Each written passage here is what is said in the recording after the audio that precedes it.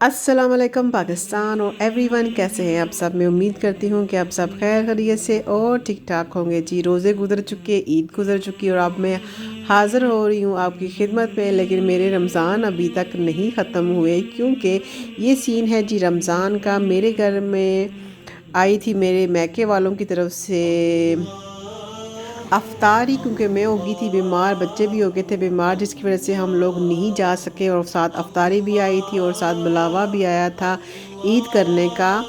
तो जी इसमें था जी मेवा था, बादाम थे, पिस्ते थे, अंजीर थी, खजूर थी, चरमगज़ थे और पैटीज थे, लुम्पिया थे, कबाब थे, समोसे थे और ढेर सारा प्यार था।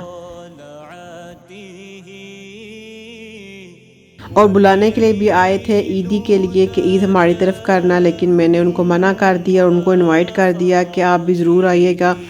मेरे सारे ससुराल वाले आएंगे और सबको बुलाया है। तो ये हो गया जी दस्तरखान रेडी अफ्तारी का। तो ये सारी चीज़ें थी, कुछ बाजी लेके आई थी, कुछ मैंने बना ली और मज़ेदार सी अफ्तारी। और पापा भी बहुत खुश हो गए थे और हम सब ने मिलकर अफ्तारी की थी। और इसके बाद जी ईद की तैयारी भी शुरू करनी थी, क्योंकि ये लास्ट 28वां रोज़ा था। तो आए थे और मज़ेदार खाना था। और जी अब आती है जी नेक्स्ट डे में मैंने कबाब बनाने थे और मैंने 5 किलो कीमा लिया था और साथ मैंने सब कुछ ये मिर्चें, टमाटर और बेसन सारा कुछ मिक्स कर लिया था और सब्ज़ धनिया पुदीना भी डाला था। और इसके बाद मैंने कबाब बनाने थे अच्छे तरीके से, जो है ना ये मिक्सचर मैंने मिक्स कर लिया था। और इसके बाद जी सीन है जी कुछ इस तरह का। इस तरह मिक्स करने के बाद थोड़ी देर मैंने छोड़ दिया और इसके बाद जी मैंने ढेर सारे कबाब बना के उनको हाफ़ फ्राई कर दिया था। और जी सीन है जी कुछ इस तरह का, इस तरह हाफ़ फ्राई कर दिए थे। अब जब आप मैंने दोबारा इनको यूज़ करना है तो पहले मैंने इनको डीप फ्रोस्ट करना है। 2-4 घंटे इनको मैंने ऐसे डीप फ्रीज़र इनकी जो है वो जम जो जाते हैं वो ख़त्म करनी है। और उसके बाद मैंने ओवन में रख देना है, सिर्फ बटर पेपर नीचे रखना है और आराम से इतने मज़े के कबाब बन जाते हैं। अब जी सीन है जी कुछ इस तरह का। मैंने 5 किलो खीर बनानी थी और मैंने जी 4 लजीज़ा खीर के डब्बे लिए और 3 रसमलाई के डब्बे लिए। और इसके बाद पहले मैंने लजीज़ा खीर डाल ली और उसके बाद जो है रसमलाई का जो बैटर बनता है, अंडे डालने पड़ते हैं, ऑयल डालना पड़ता है और उसकी गोलियां बनानी पड़ती हैं, वो मैंने बनाई नहीं और इसी तरह मिक्स करके डाल दिया। इन दोनों का मिक्सचर जब मिला इतने मज़े की खीर बनी थी। आप भी ज़रूर ट्राई कीजिएगा। वैसे अभी भी रमज़ान के रोज़े तो ख़त्म हो गए हैं, लेकिन अक्सरियत में लोग जो है शबान के भी रोज़े 6 रखते हैं। आपका क्या ख्याल है? आप में से किसने किसने रखे रोज़े? ज़रूर बताइएगा कमेंट्स में। जी चमचा हिला हिला के मैं हिला रही थी, क्योंकि अगर ज़रा सी भी खीर जल जाए ना तो उसके जलने की जो स्मेल और उसका जो जायका है ना वो ख़त्म नहीं होता। अब आती है जी ईद के दिन की बारी। तो सुबह सुबह माश माश पढ़ के कबाब भी निकाल दिए थे और बच्चे सोए हुए थे और बच्चों के बाबा भी सो गए ईद पढ़ के। तो मैंने यही फ़ायदा उठाया कि क्यों ना मैं खाना बना के सब कुछ रेडी कर दूँ। माशाल्लाह 6 किलो मटन का गोश्त था, अच्छे से इसकी बुनाई हो रही है। मैंने थोड़ा सा प्रेशर भी लगा दिया था और इसके बाद मैंने सब्ज़ी भी बनाई थी और साइड डिश चिकन मंचूरियन बनाया था और यखनी वाला सिंपल पुलाव बनाया था और साथ खीर थी और ढेर सारी रौनक और बरकतें भी थी। बाजी आ गई थी शाम को वो भी, और जब मैके वाले आते तो काफ़ी सारी हेल्प हो जाती है, ढारस हो जाती है इंसान को।